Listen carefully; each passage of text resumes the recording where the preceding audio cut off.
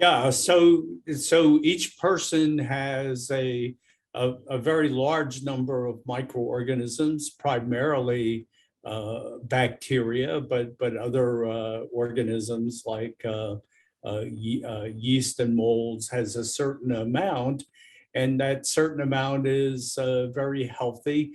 It's estimated that the number of bacteria in the healthy intestinal tract is greater than the number of cells in the entire human body. So there's a tremendous number of microorganisms, and these microorganisms are helpful, so they're beneficial.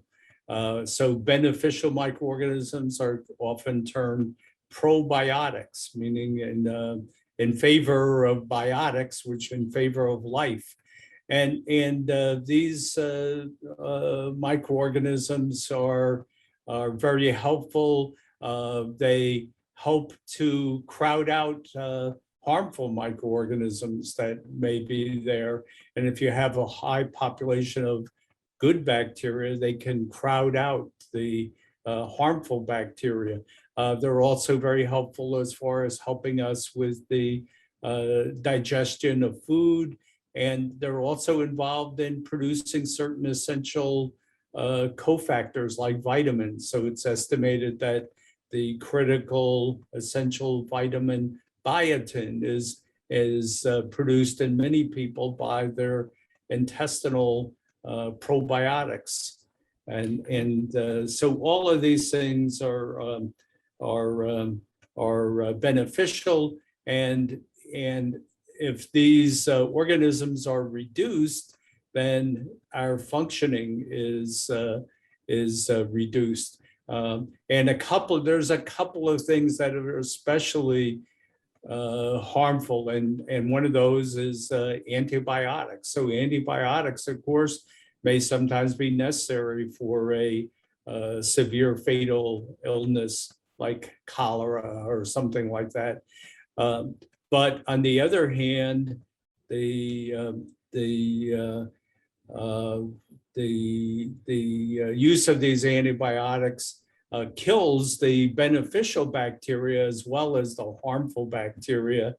And some of the harmful bacteria are resistant to some of the antibiotics. A good case is that of the many species of the Clostridium genus are resistant to some of the most common antibiotics. And so as the person takes these antibiotics, the harmful bacteria like Clostridia species proliferate, organisms like Candida proliferate since they're resistant to antibiotics, and sometimes mold in the intestine can proliferate as well. So these harmful organisms proliferate.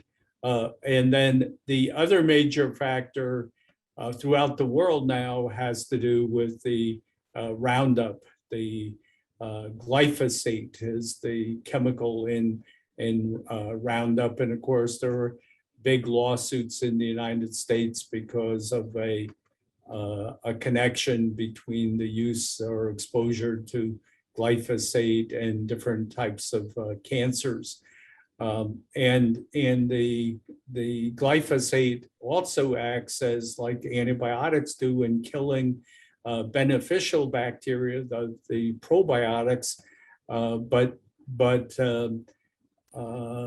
many of the pathogenic bacteria are resistant. So as people eat these genetically modified foods that are sprayed with Roundup, the more they eat of these, the more they're harming their intestinal flora. And I think this is one of the major factors in autism, and I've published a paper showing high amounts of glyphosate in triplets that all had severe neurologic symptoms, and two of them had autism.